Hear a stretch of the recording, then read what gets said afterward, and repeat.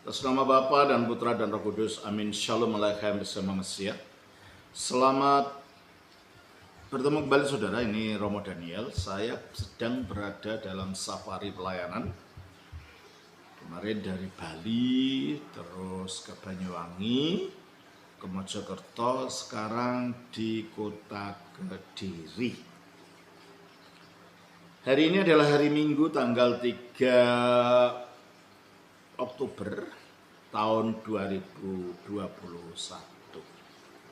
Dari Kediri ini saya ucapkan kiranya Allah memberkati saudara sekalian. Bacaan kita untuk minggu ini epistel berasal dari Galatia pasal 2 ayatnya yang ke-16 sampai 20. Tolong dibacakan. Galatia pasal 2 ayat 16 sampai 20. Kamu tahu bahwa tidak seorang pun yang dibenarkan oleh karena melakukan hukum Taurat, tetapi hanya oleh karena iman dalam Kristus Yesus. Sebab itu kami pun telah percaya kepada Kristus Yesus, supaya kami dibenarkan oleh karena iman dalam Kristus, dan bukan oleh karena melakukan hukum Taurat. Sebab tidak ada seorang pun yang dibenarkan oleh karena melakukan hukum Taurat. Tetapi jika kami sendiri, sementara kami berusaha untuk dibenarkan dalam Kristus, ternyata adalah orang-orang berdosa. Apakah hal itu berarti bahwa Kristus adalah pelayan dosa? Sekali-kali tidak. Karena jikalau aku membangun kembali apa yang telah terombak, aku menyatakan diriku sebagai pelanggar hukum Taurat. Sebab aku telah mati oleh hukum Taurat untuk hukum Taurat, supaya aku hidup untuk Allah. Aku telah disalibkan dengan Kristus, namun aku hidup. Tetapi bukan lagi aku sendiri yang hidup, melainkan Kristus yang hidup di dalam aku. Dan hidupku yang kuhidupi sekarang di dalam daging adalah hidup oleh iman dalam Anak Allah, yang telah mengasihi aku dan menyerahkan dirinya untuk aku. Terima kasih. Untuk Injil kita baca dari Matius pasal yang ke-22. Matius pasal yang ke-22 ayatnya yang ke-34 sampai dengan ayat yang ke-46. Demikian firman Tuhan. Ketika orang-orang Farisi mendengar bahwa Yesus telah membuat orang-orang Saduki itu bungkam, berkumpullah mereka. Dan seorang dari mereka, seorang ahli Taurat, bertanya untuk mencobai dia. Guru, hukum manakah yang terutama dalam hukum Taurat? Jawab Yesus kepadanya, kasihlah Tuhan Allahmu dengan segenap hatimu, dan dengan segenap jiwamu, dan dengan segenap akal budimu. Itulah hukum yang terutama dan yang pertama. Dan hukum yang kedua yang sama dengan itu ialah kasihlah sesamamu manusia seperti dirimu sendiri. Pada kedua hukum inilah tergantung seluruh hukum Taurat dan kitab para nabi. Ketika orang-orang Farisi sedang berkumpul, Yesus bertanya kepada mereka, katanya, apakah pendapatmu tentang Mesias? Anak siapakah dia? Kata mereka kepadanya, anak Daud.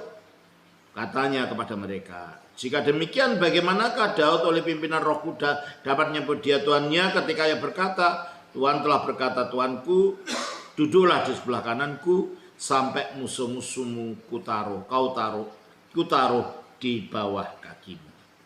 Jadi, jika Daud menyebut dia Tuannya, bagaimana mungkin ia anaknya pula?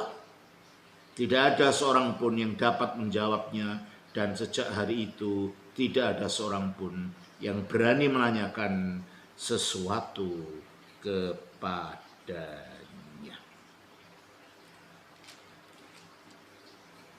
Saudara-saudara, di dalam bacaan ini kita sampai kepada peristiwa sejarah di mana Yesus sedang akan menghadapi masa masa akhir dari pelayanannya. Dia bertemu dengan orang-orang Farisi dan mulai terjadi konflik dengan mereka. Sehingga orang Farisi berusaha untuk mencari-cari jalan, mencobai dia supaya ada alasan menuduh dia. Dan akhirnya menangkap dia. Dan akhirnya menghukum dia. Oleh karena itu dalam bacaan kita ini kita melihat, kita baca. Ketika orang-orang Farisi mendengar bahwa Yesus telah membuat orang-orang Saduki itu bungkam, berkumpullah mereka. Yang memusuhi Yesus bukan hanya kelompok orang Farisi. Orang Farisi adalah kelompok orang yang tadinya merupakan orang-orang yang protes terhadap usaha Helenisasi, pengyunanian daripada orang Yahudi. Yang terutama disponsori oleh kaum imam. Nah, kaum imam ini merasa mempunyai kuasa pada waktu itu sebagai orang-orang yang mempunyai otoritas di Bait Allah. Dan mereka mengaku bahwa diri mereka ini sebagai keturunan Imam Sadok pada zamannya Salomo. Lalu mereka membentuk partai, membentuk kelompok. Itulah Saduki, dari kata Sadok. Ya memang berbeda pendekatan antara orang-orang Saduki dan orang-orang Farisi terhadap Taurat. Orang Saduki lebih liberal. Mereka hanya menerima 5 buah kitab Musa, sehingga mereka tidak percaya adanya roh, mereka tidak percaya adanya kebangkitan, dan macam-macam pemikiran-pemikiran liberal lainnya. Sementara orang Farisi, kata-kata Farisi ini berasal dari bahasa Ibrani perusim. Perusim itu dari kata paras. Paras itu artinya memotong atau memisah. Jadi mereka adalah orang-orang yang memisahkan diri dari kebanyakan mereka yang saat itu dianggap berkompromi terhadap paganisme, dianggap berkompromi dengan budaya Yunani, dan mereka menekankan pada kesetiaan di dalam menjalankan Taurat. Namun demikian kedua-duanya, meskipun antara orang Farisi dan orang Saduki ini mereka saling tidak setuju, antara orang Farisi dan Saduki ini saling konflik dalam pemahaman mereka tentang Taurat. Namun ketika mereka menghadapi Yesus, dua-duanya anti Yesus. Karena mereka tidak percaya Yesus itu Mesias. Mereka masih menunggu datangnya Mesias yang akan datang. Sampai sekarang orang Yahudi pun tetap tidak percaya bahwa Mesias itu sudah datang di dalam diri Yesus. Mereka masih menantikan datangnya Mesias yang akan datang di akhir zaman. Di dalam kisah kita kali ini, di dalam Matius pasal 22 ayat 31 dikatakan, ketika orang-orang Farisi mendengar bahwa Yesus telah membuat orang-orang Saduki itu bungkam, berkumpullah mereka. Dan seorang dari mereka, seorang ahli Taurat, bertanya untuk mencobai dia. Coba kita lihat di sini. Mereka datang kepada Yesus bukan untuk mencari kebenaran. Mereka bertanya kepada Yesus bukan untuk menemukan hakikat daripada kebenaran itu, tapi mereka datang pada Yesus untuk mencobai dia, untuk menjebak dia, dan untuk mencari kesalahan.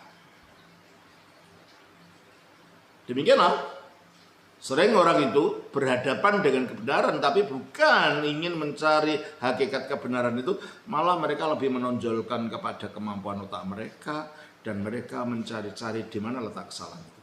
Terutama kalau sudah berhadapan dengan Yesus. Makanya sekarang itu banyak sekali orang membaca Alkitab, menyelidiki, tapi bukan untuk mencari kebenarannya. menyelidiki untuk mencari-cari kesalahan-kesalahan, mencari-cari kelemahan-kelemahan. Dan ternyata mereka tidak bisa menemukan, akhirnya menemukan kelemahan dari ajaran Alkitab itu, maka mereka membuat cerita-cerita hoax. Mereka membawa cerita-cerita fitnah tentang Kristus. Mereka membawakan cerita-cerita yang dibuat-buat, yang tidak ada kebenarannya di dalam Alkitab. Bahkan mereka mengarang-arang cerita-cerita palsu tentang Yesus untuk mengacaukan orang dan untuk membela kebenaran yang dianggap kebenaran, yang padahal itu adalah kesesatan mereka sendiri. Dan ini yang terjadi dengan orang Farisi ini. Dikatakan di dalam ayat ini, dan seorang dari mereka, seorang ahli Taurat, bertanya untuk mencobai dia, "Guru, hukum manakah yang terutama dalam hukum Taurat?" Ya mungkin mereka mengharapkan Yesus menjawab, "Dengarlah hai orang Israel, Tuhan Allah kita itu Tuhan, itu Esa." Mungkin itu yang diharapkan. Atau mungkin hukum-hukum yang lain. Tetapi Yesus merujuk kepada sesuatu yang bagi mereka sendiri tidak bisa membantah, tetapi sulit untuk menjalankan. Hukum apa? Hukum kasih. Makanya Yesus menjawab Yesus kepadanya, "Kasihlah Tuhan Allahmu dengan segenap hatimu, dengan segenap jiwamu, dan dengan segenap akal budimu."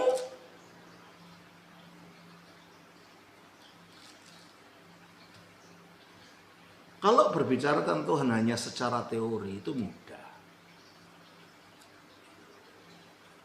Menjalankan itu yang sulit. Banyak orang sekarang berteologi hanya untuk memuaskan rasa ingin tahu mereka. Hanya untuk menunjukkan bahwa mereka pandai tahu masalah ini dan masalah itu. Tetapi pada akhirnya ketika teologi itu hanya tinggal sebagai ilmu dan tidak membentuk kehidupan, teologi yang demikian tidak bermanfaat apa-apa. Oleh karena itu Yesus jawabnya langsung kepada permasalahan yang membutuhkan tindakan. Dan itu permasalahan tidak mudah dilakukan. Mengasihi itu tidak mudah dilakukan. Dan ada orang mengatakan ketika Yesus mengatakan kasihlah Tuhan Allahmu dengan segenap hatimu, dengan segenap pikiranmu. Katanya Yesus itu meniru ajaran Buddha katanya. Karena menurut mereka Yesus itu pada waktu kecil, ya, dari masa umur 13 tahun yang terakhir kali dia nampak di kitab suci dan datang ke bait Allah dengan Maria dan bapak angkatnya Yusuf dan berdebat atau berargumentasi dengan ahli-ahli Taurat di bait Allah. Lalu sesudah itu nggak ada ceritanya sampai umur 29 dia muncul dibaptis oleh Yohanes Pembaptis. Lalu pertanyaannya, kemana Yesus pergi? Selama masa umur 13 tahun sampai 29 tahun atau mungkin 30 dia muncul ya. Coba kita baca dalam Lukas pasal yang ke-10. Lukas pasal yang ketiga. Ya. Lukas pasal yang ketiga. Kita baca demikian. Ayatnya yang ke-23. Ketika Yesus memulai pekerjaannya, ia berumur kira-kira 30 tahun. Dan menurut anggapan orang, ia adalah anak Yusuf, anak Eli. Dan seterusnya. Ketika Yesus memulai pekerjaannya, ia berumur kira-kira 30 tahun. Nah kalau gitu antara umur 13 tahun sampai 30 tahun dia kemana? Maka muncullah suatu teori yang liar. Bahwa Yesus pergi ke Mesir untuk belajar magic. Yesus pergi ke India, Yesus pergi ke Tibet untuk belajar ajaran-ajaran Buddha, sehingga ajaran tentang kasih ini menurut orang-orang ini dengan teorinya yang liar ini dikatakan itu belajar dari agama Buddha. Ini teori terlalu liar. Pada waktu Yesus mengatakan kasihlah Tuhan Allahmu dengan segenap hatimu, dengan segenap pikiranmu, dia tidak lari kemana-mana. Dia mengutip dari kitab Taurat itu sendiri, bukan dari agama Buddha. Ulangan pasal 6 ayat yang ke-8.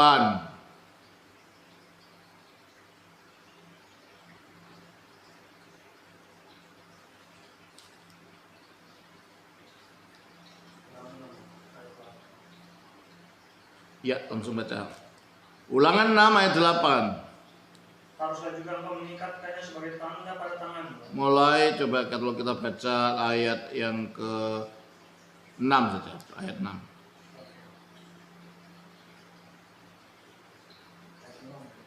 Lima enam. Kasihilah Tuhan Allahmu dengan segenap hatimu, dan dengan segenap jiwamu, dan dengan segenap kekuatanmu. Apa yang kuperintahkan kepadamu. Oke, jadi kita lihat ini bahwa mengasihi Tuhan Allah dengan segenap jiwa, dengan segenap pikiran, dengan segenap hati. Itu Yesus tidak meniru dari Sang Buddha, tidak. Yesus tidak pergi jauh-jauh ke Tibet hanya untuk belajar itu. Karena di Taurat pun sudah diajarkan dan jelas Yesus ini mengutip dari Taurat. Yesus tidak pernah pergi ke Tibet. Yesus tidak pernah pergi ke India. Buktinya apa? Kita baca di dalam Markus pasal 6.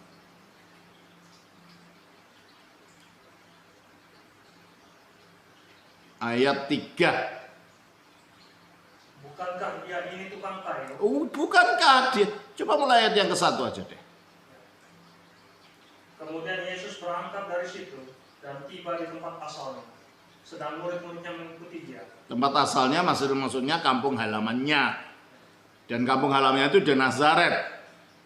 Berarti dia sedang pergi ke kampung Nazaret. Di sini. Terus? Pada hari Sabat ia mulai mengajar di rumah ibadat.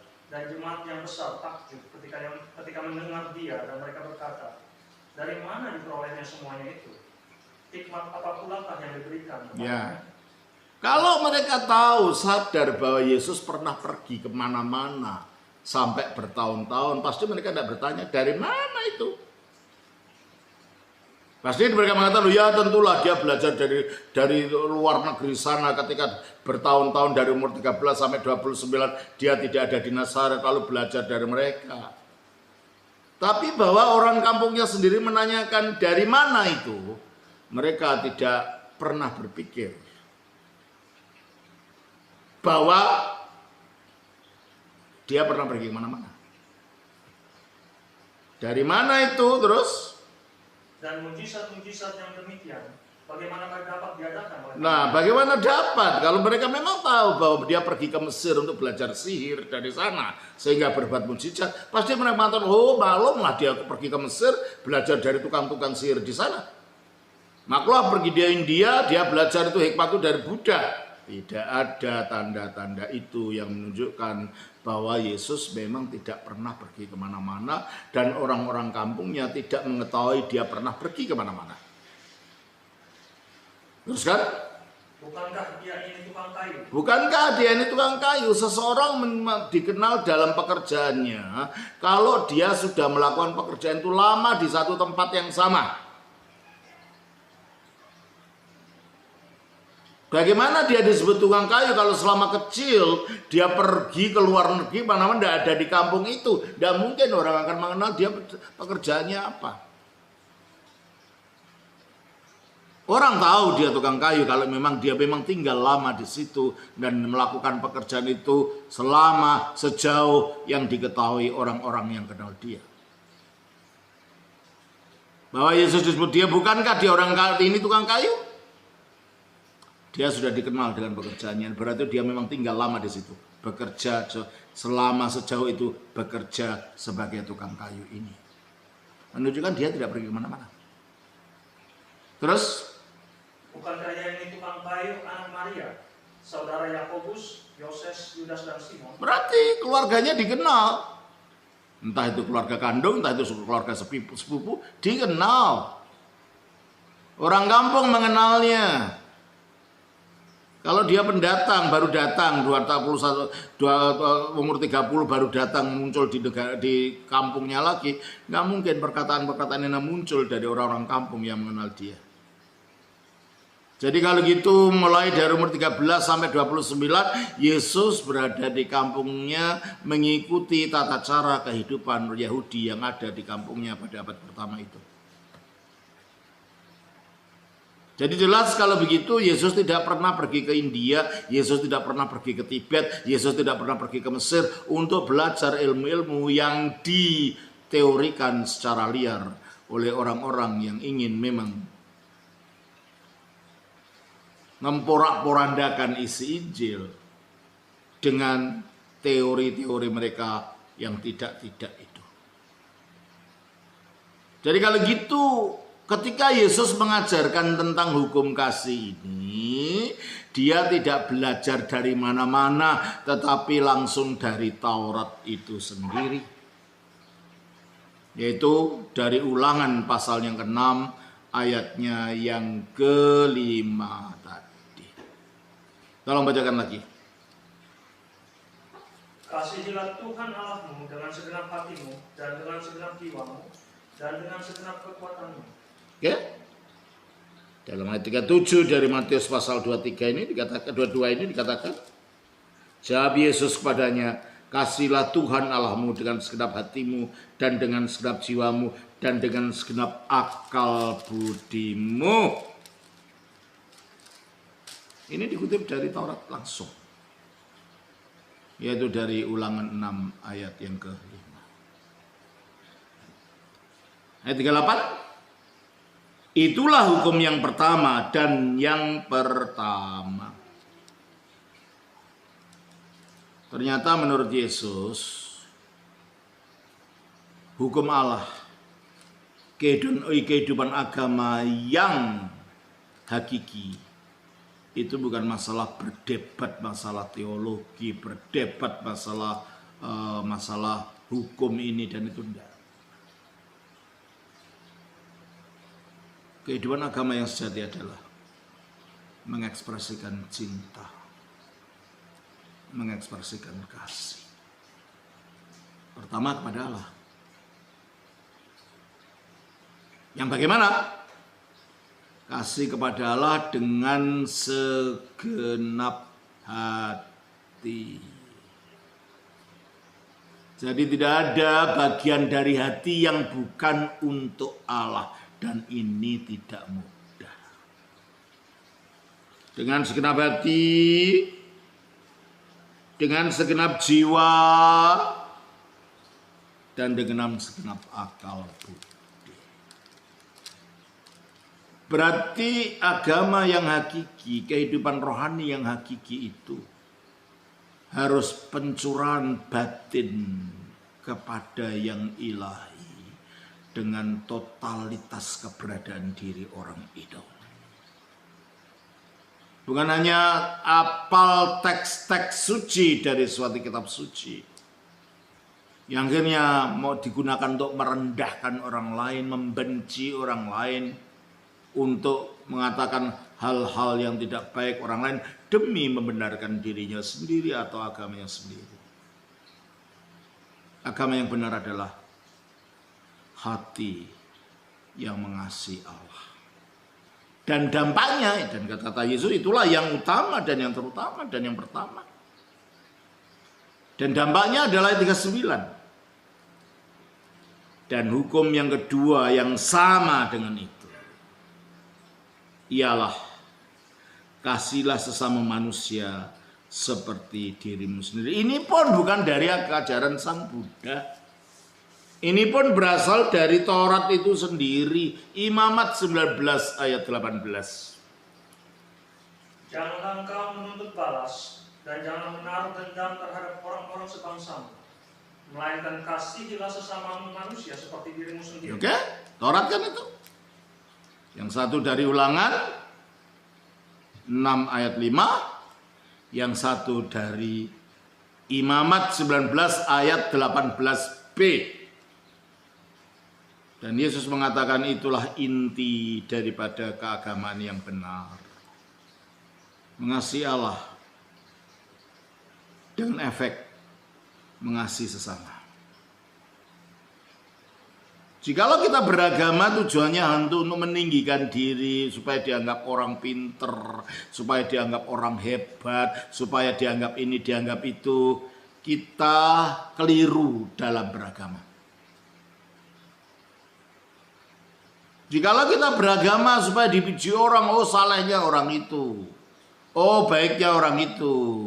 Kalau semuanya untuk aku dan untuk ego, di mana tempat untuk Allah? Padahal Yesus mengajarkan yang pertama sekali adalah kasihlah Tuhan Allahmu, bukan kasihlah dirimu sendiri dalam pengertian menonjolkan diri dengan segenap hatimu. Kalau segenap hati digunakan untuk mengasihi Allah, tidak ada hati itu tempat untuk menyombongkan diri dan mengasihi diri dalam arti yang negatif. Kalau segenap jiwa digunakan untuk mengasihi Allah, di mana ada ruang untuk menyombongkan diri? Dan kalau segenap akal budi itu digunakan untuk mengasihi, di mana ada pikiran-pikiran yang menyimpang daripada tujuan untuk membuat hati ini manunggal dan menyatu dengan Allah. Dan selanjutnya dikatakan, yang kedua, hukum yang kedua yang sama dengan itu ialah kasihilah sesamamu manusia. Mengasihi manusia, sesama manusia, itu menghendaki yang terbaik dari orang itu. Menghendaki yang terbaik terjadi pada orang itu, menghendaki supaya orang itu mengalami kebahagiaan lebih dari dirinya sendiri. Dan ini tidak mudah. Ini cenderung egois, cenderung maunya kita yang dikenal, kita yang mendapatkan sesuatu, kita yang bahagia. Tetapi Kristus mengajar, kasihlah sesama manusia seperti dirimu sendiri.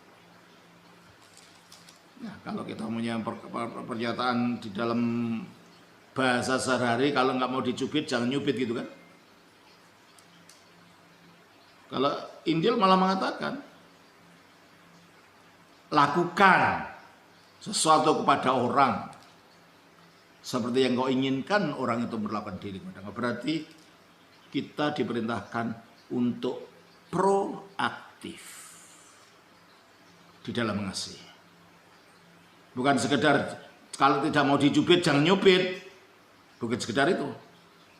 Hanya sebagai reaksi, tetapi sebagai proaktif untuk melakukan lebih dulu kasih kita kepada sesama kita.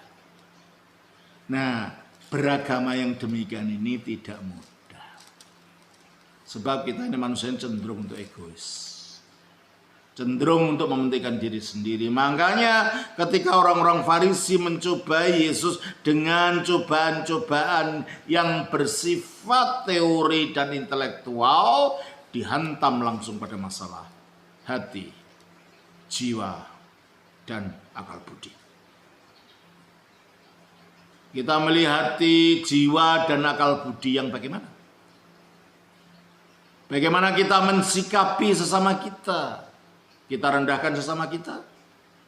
Kita jelek-jelekan sesama kita demi meninggikan diri kita? Ada orang yang begitu.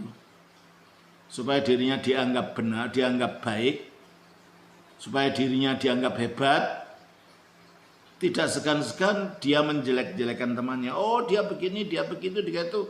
Maksudnya supaya yang diajak ngomong, saya lo enggak gitu. Gitu. Tujuannya untuk mengangkat dirinya. Kalau ini semua saudara yang ada dalam diri kita, biarpun kita mengaku diri kita beragama, tapi beragama kita ini beragama yang bersifat kamuflase.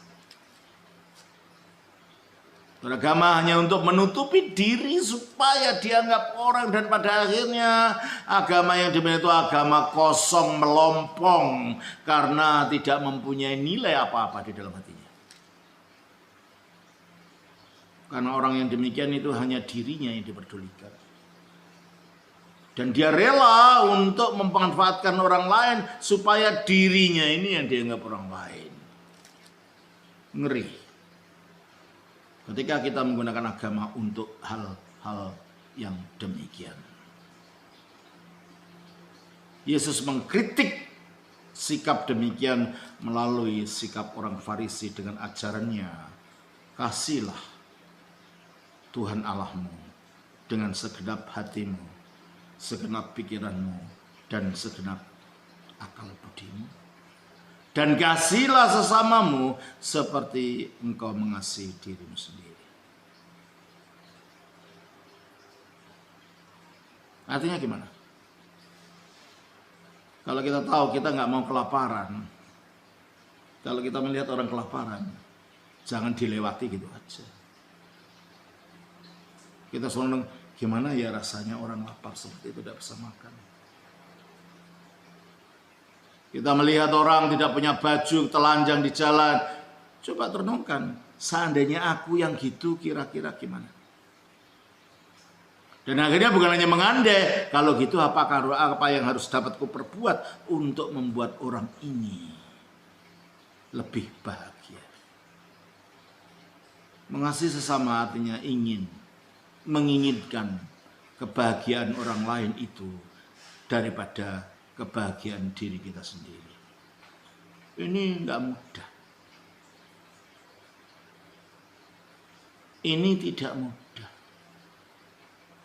Makanya Yesus menantang ini kepada orang-orang Farisi ini untuk supaya mereka menyadari bahwa kamu mencobai aku ini, kamu sudah tengok dirimu sendiri enggak? Kamu mencobai aku ini, kamu sudah mawas hatimu atau belum? Kalau kamu sendiri tidak mawas dirimu, jangan hanya mencari-cari salah orang. Jangan mencari kelemahan orang.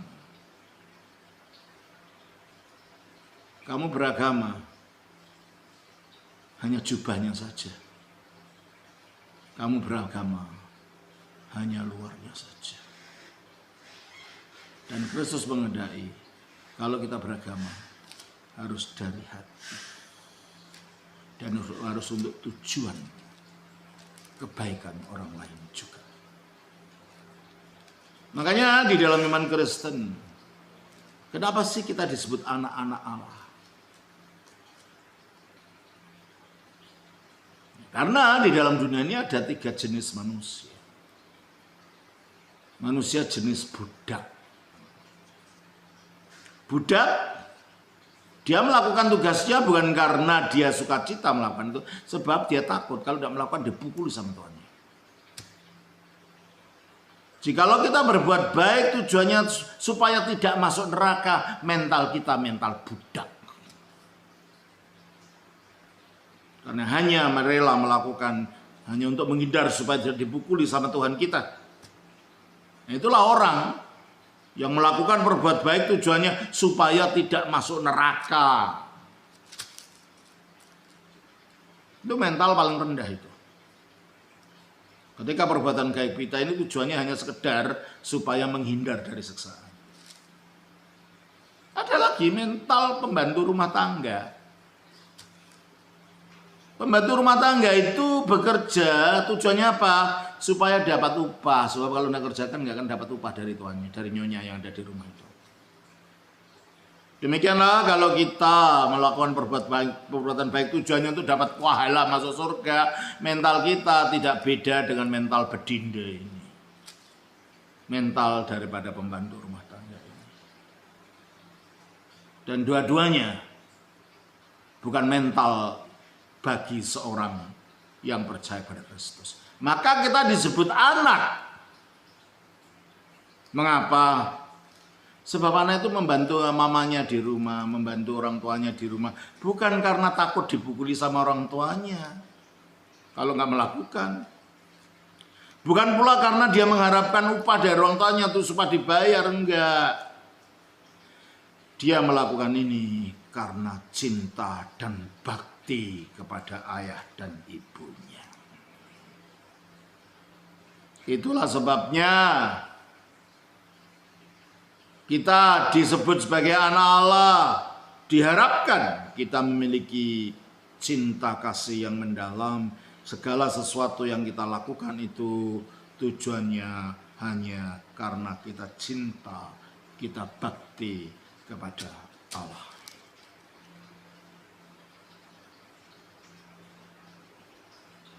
Sebab apa, saudara?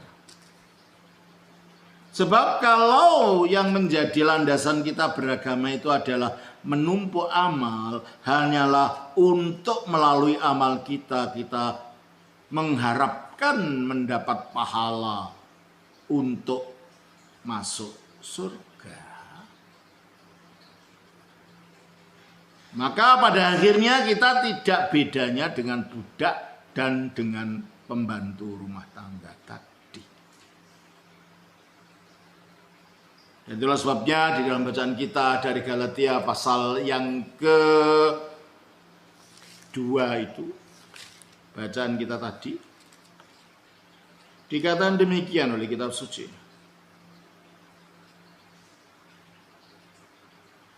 Pasal 2 ayatnya yang ke-16. Kamu tahu bahwa tidak seorang pun yang dibenarkan oleh karena melakukan hukum Taurat. Ya, hukum Taurat ini berdiri untuk segala macam hukum. Setiap agama yang berdasarkan hukum itu dikatakan agama berdasarkan hukum Taurat. Mengapa begitu? Kita tidak bisa dibenarkan, dianggap sempurna dan benar di hadapan Allah dengan hukum Taurat. Mengapa? Sebab hukum Taurat itu tuntutannya 100%. Nggak bisa kita lakukan 80%, nanti ditimbang. Nggak ada cerita timbang-timbangan itu dalam Alkitab. Apakah kita jalankan sepenuhnya atau tinggalkan sepenuhnya? Galatia pasal yang ketiga, ayatnya yang ke-10. Karena semua orang yang hidup dari pekerjaan hukum Taurat berada di bawah kutuk. Bukan karena Taurat itu kutuk, bukan. Masalahnya bukan Tauratnya. Kalau Taurat itu sempurna. Taurat itu sempurna. Hukumnya sempurna. Roma 7 ayat 14.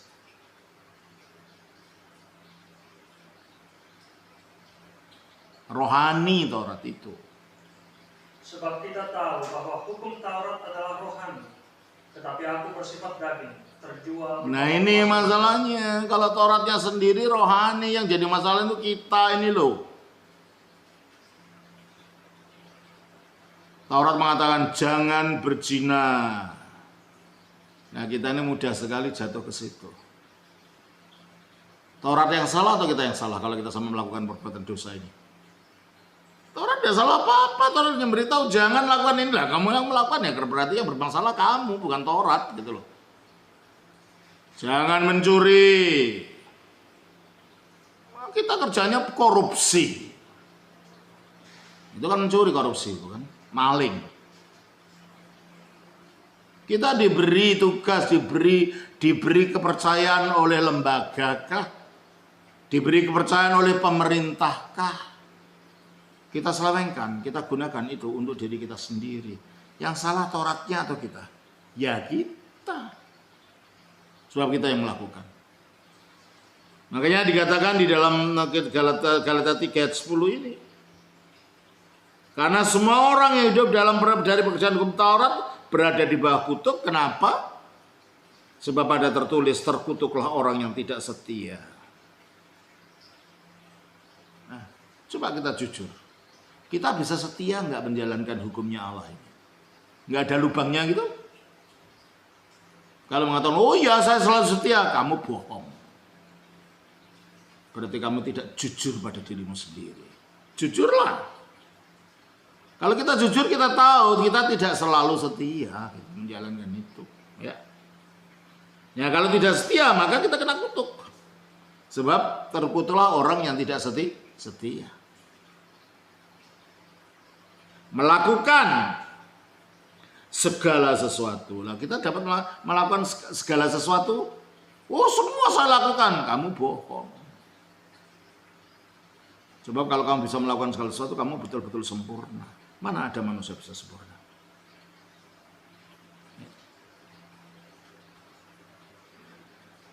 Melakukan segala sesuatu yang tertulis dalam kitab hukum Taurat. Berarti kalau begitu, jikalau yang menjadi tumpuan kita untuk mendapat perkenan Allah, diberi dengan Allah dengan melakukan hukum Taurat, kita tidak akan pernah mencapai itu. Masalahnya bukan Tauratnya yang salah. Yang salah kitanya ini loh. Itu satu. Yang kedua, ada ketetapan di dalam kitab suci, dalam Yakobus pasal 2 ayatnya yang ke-10.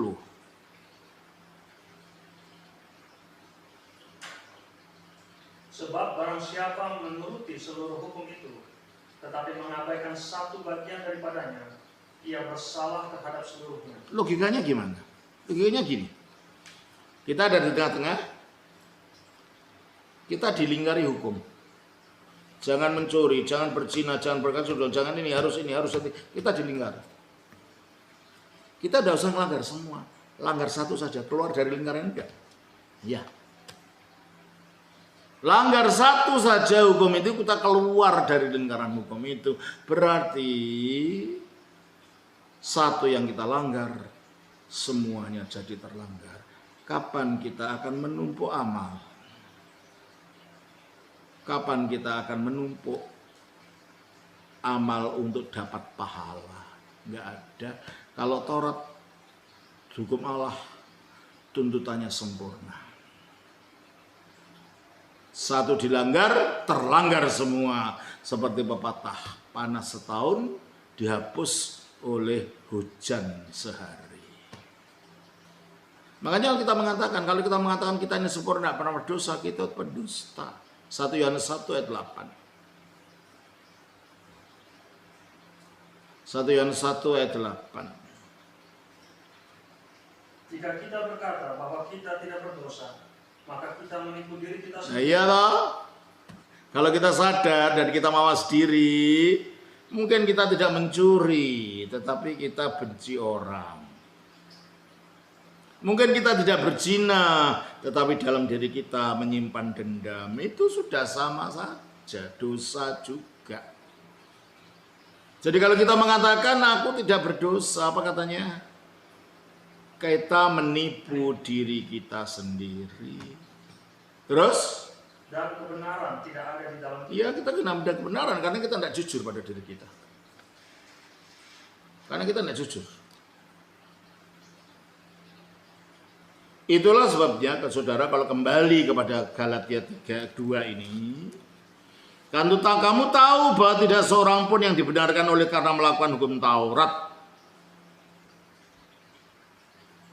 tetapi hanya oleh karena iman dalam Yesus Kristus Yesus. Kok bisa? Hanya iman dalam arti apa?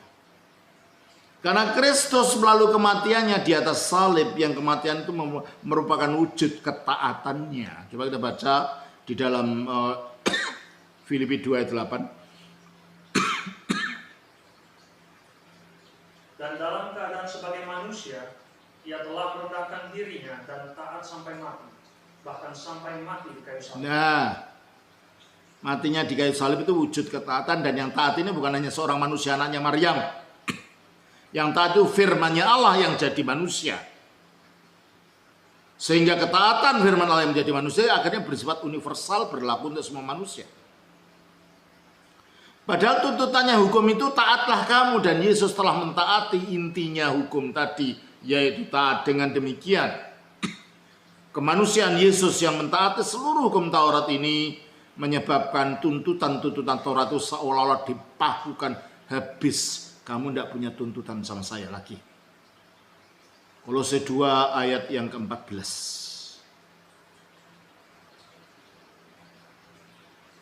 Dengan menghapuskan surat hutang yang oleh ketentuan-ketentuan hukum mendakwa dan mengancam kita. Nah, menghapuskan surat hutang. Hutang apa? Hutang terhadap hukum agama. hutang terhadap hukum Taurat. Jangan begini, kita lakukan itu berarti kita hutang. Makanya kalau orang mau hidupnya agama itu hanya dasarnya hukum, perintahnya lah tunaikan, menunaikan karena itu karena hutang gitu loh. Nah, kalau kita tidak bisa menjalankan hukum itu berarti kita punya hutang banyak terhadap Allah, terhadap hukumnya. Dan Yesus dengan matinya di atas salib menggenapi tuntutan hukum yang itu taat itu, dan dengan demikian tuntutan hukum, dakwaan hukum itu dipakukan di atas salib itu. Coba baca dalam ayat 14 itu. Dengan menghapuskan surat hutang yang oleh ketentuan-ketentuan hukum mendakwa dan mengancam kita, dan itu ditiadakannya dengan memakukannya pada kayu salib. Nah, tuntutan hukum itu ditiadakan dengan ketika Yesus dipaku di atas salib, menggenapi tuntutan hukum yaitu taat. Dengan demikian, harga yang harus dibayar untuk Taurat telah dibayar harganya waktu Yesus mati di atas salib. 1 Korintus pasal 6 ayatnya yang ke-20.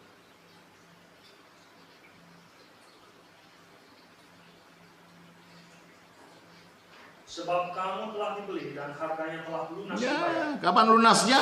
Ya waktu dia taat itu. Menggenapi semua inti tuntutan hukumnya Allah, yaitu taat. Yesus telah membayar. Sehingga dengan demikian ketidaktaatan Adam telah dikalahkan oleh ketaatan Yesus. Dengan demikian Yesus adalah manusia, satu-satunya manusia yang benar di hadapan Allah.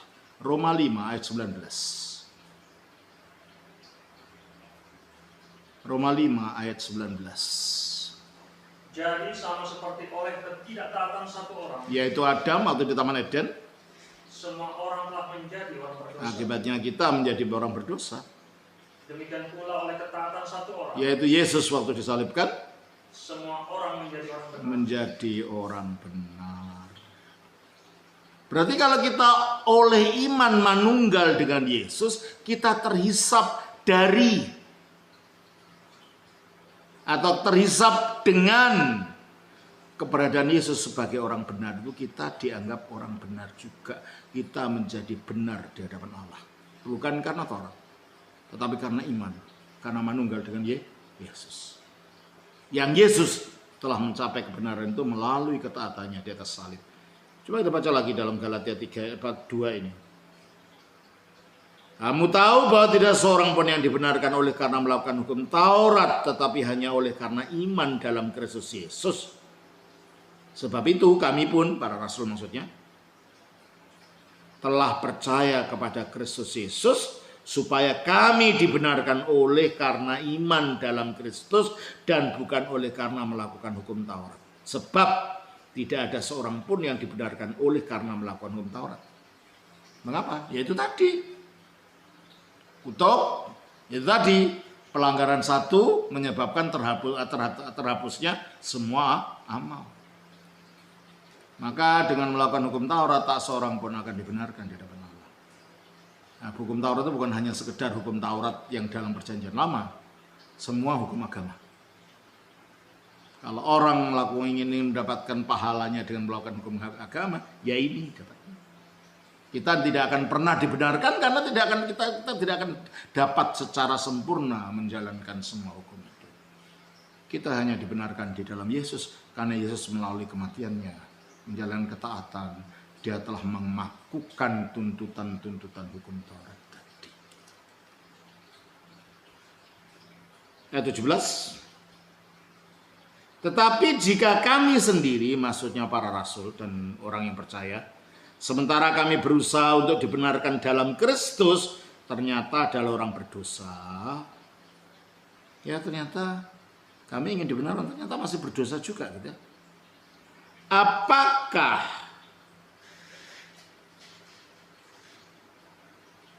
hal itu berarti bahwa Kristus adalah pelayan dosa? Sekali lagi tidak. Dia bukan pelayan dosa, justru mati di salib itu untuk mengalahkan dosa itu, yaitu ketidaktaatan. Kita orang berdosa, tapi dosa kita di dalam Kristus telah dikalahkan melalui tubuh kemanusiaannya. Dengan taat itu dosa dijatuhi hukuman dalam tubuhnya Yesus. Kita baca di dalam Roma pasal 8 ayat 3.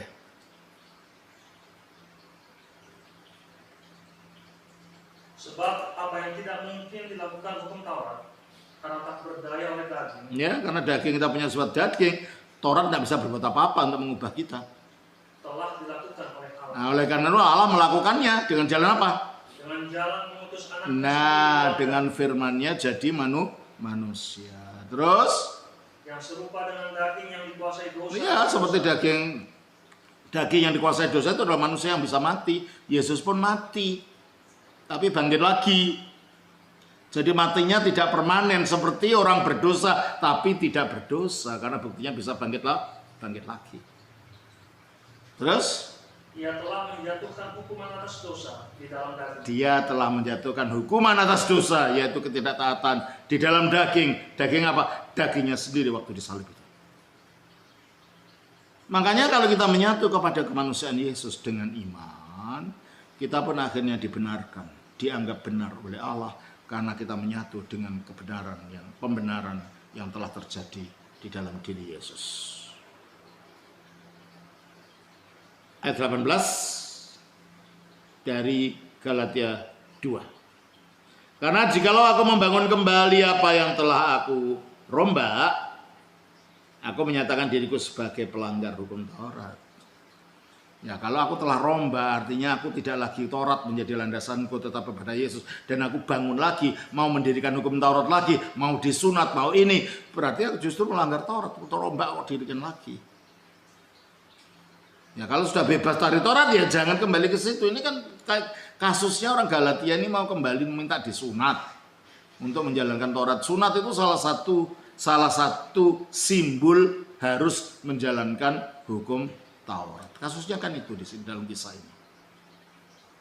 Ya.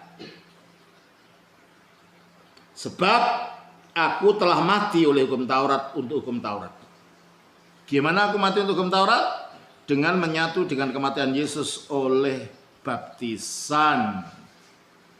Manusia lama kita telah dikuburkan bersama Kristus, sehingga kita bukan lagi budaknya Taurat.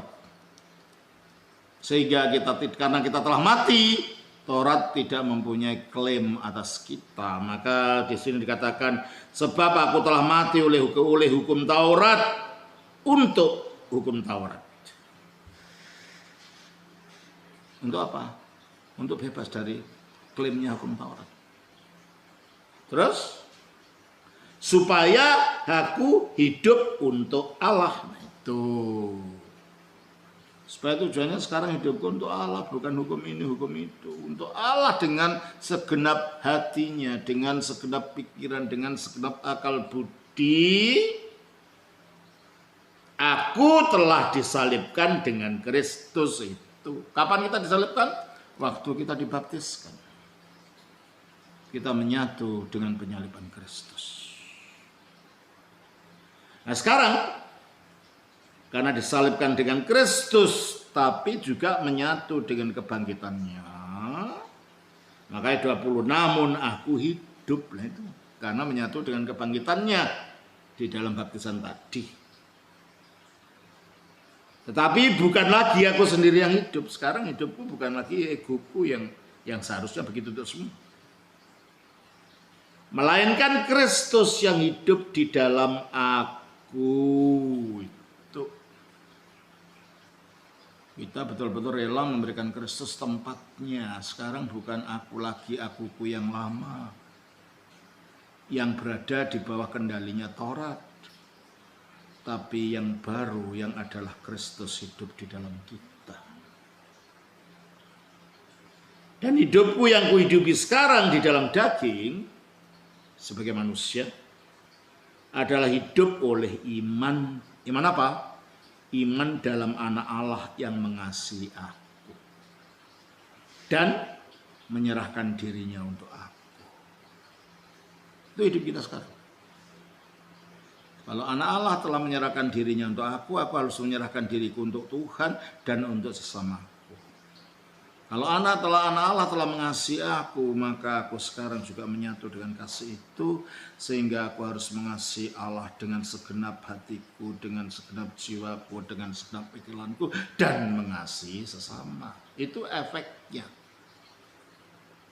Ketika dogma, ketika teologi itu hanya teori intelektual, itu tidak akan membawa kita kemana-mana.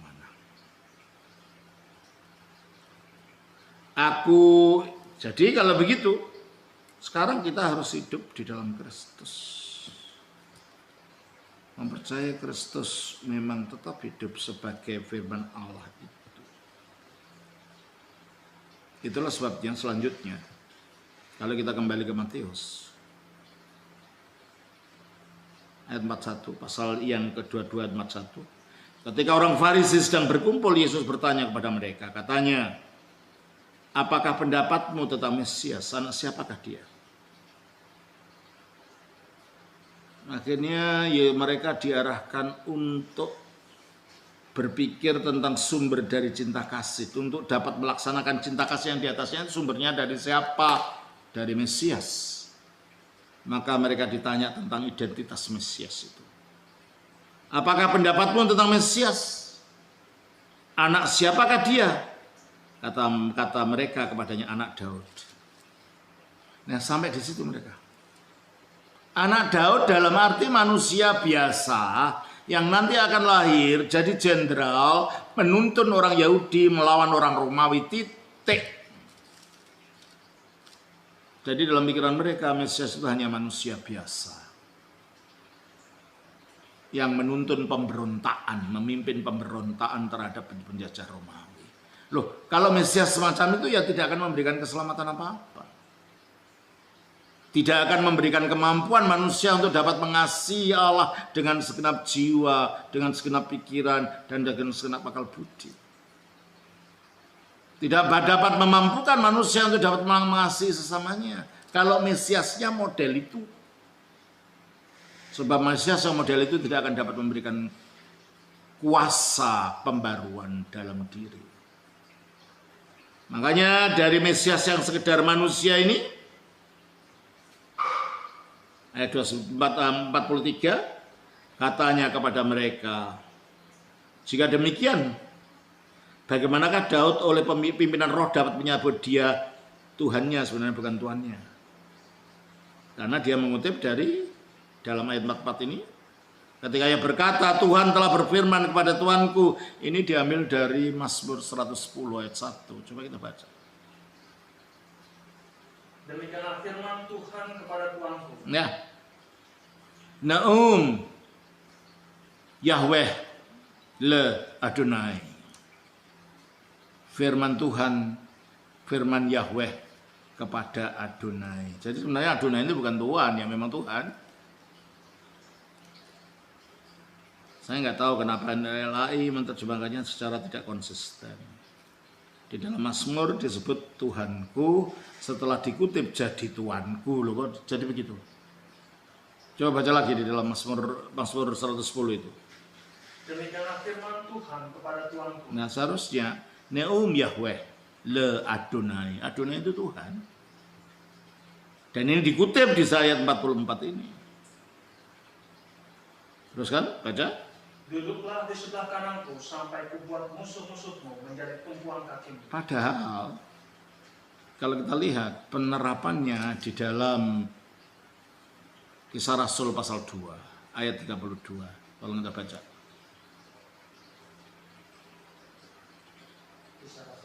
Pasal 2 ayat 32. Yesus inilah yang dibangkitkan Allah.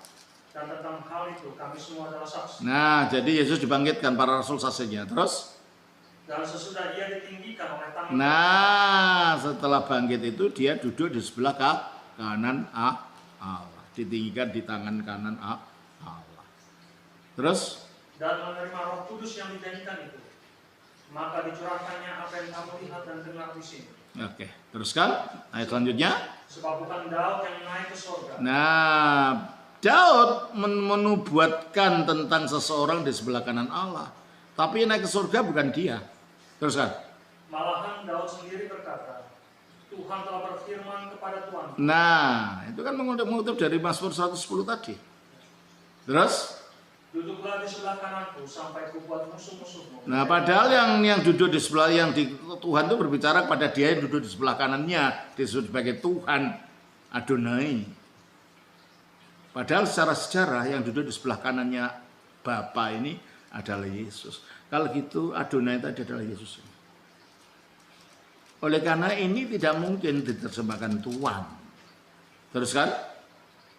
Jadi seluruh kaum Israel harus tahu dengan pasti bahwa Allah telah membuat Yesus yang kamu salibkan itu menjadi Tuhan. Nah, ini kan tidak sinkron. Ya kalau itu Tuhan ya itu harus Yesus menjadi Tuhan gitu. Sebab ini merupakan kelanjutan dari proses pemikiran tentang Mazmur 110. Yahweh berfirman kepada Adonai, kepada Tuhan yang duduk di sebelah kanannya. Akhirnya yang di sebelah kanannya itu adalah Yesus. Maka kalau gitu Tuhan itu ya Yesus. Maka kesimpulannya ayat 36 itu apa itu? Menjadi Tuhan dan Kristus. Tuhan. Loh kenapa di situ Tuhan, tadinya Tuhan di atas? Ini membingungkan terjemahan semacam ini. Berarti kalau gitu yang dimaksud memang Tuhan. Kristus itu yang diberi segala kuasa. Maka kembali kepada Matius 22 tadi ayat 41 katanya kepada mereka, jika demikian bagaimanakah Daud oleh pimpinan roh dapat menyebut dia Tuhannya? Seharusnya gitu kalau konsisten. Ya, ketika ia berkata Tuhan telah berfirman, Yahweh telah berfirman kepada Tuhanku, duduklah di sebelah kananku sampai musuh-musuhmu kutaruh di bawah kakimu. Jadi kalau kamu mengakui Yesus hanya sekedar anak Daud secara fisik saja, tetapi di dalam Mazmur dikatakan bahwa dia adalah Tuhan, gimana kamu bisa mengatakan dia hanya sekedar anak Daud? Dan kalau kamu tidak mengakui keilahiannya, maka kamu memang tidak akan dapat mengasihi Tuhan, sebab kasih ini kasih yang bersifat ilahi, kasih supernatural yang hanya bisa diberikan oleh yang ilahi. Maka dikatakan tidak ada seorang pun yang dapat menjawabnya. Ya, akhirnya ada yang jawab karena jawabannya tidak sempurna. Ada data-data lain yang menunjukkan bahwa Mesias bukan hanya sekedar anaknya Daud saja, tetapi juga Tuhannya Daud. Ya. Tidak ada seorang pun yang dapat menjawabnya, dan sejak hari itu tidak ada seorang pun yang berani menanyakan sesuatu kepadanya. Berarti pengakuan Yesus sebagai Tuhan itu penting sekali jikalau kita ingin menghidupi kehidupan kekristenan, sebab pada akhirnya kehidupan Kristen bukan yang sekedar moral yang bersifat moral yang bersifat umum. Semua orang punya moral. Tapi kekristenan bukan yang sekedar moral. Moralnya umat Kristen adalah sebagai akibat kehidupan Yesus yang bekerja di dalam dirinya. Sebagai buah-buah dari roh. Agama Kristen bukan agama moralistis atau moralisme. Agama Kristen adalah agama yang memunculkan hidup ilahi di dalam orang yang beriman. Sehingga memunculnya kekudusan, memunculkan sifat-sifat ilahi di dalam dirinya. Yang menyatakan diri dalam bentuk kasih. Mengasihi Allah dengan segenap hati, segenap jiwa, dan segenap akal budi, dan mengasihi sesama. Dan itu landasannya kita punya Tuhan yang hidup di dalam kita, yang memberikan kehidupan baru itu. Saudara, semoga kita makin hari makin menghayati makna kehidupan kita dalam Kristus ini, sehingga hidup Kristus itu akan nyata dalam kehidupan kita. Kita berikan tempat bagi Dia untuk menghidupi dirinya melalui kita. Kiranya Tuhan berkati kita semua. Nama Bapa, Putra, Roh Kudus. Amin.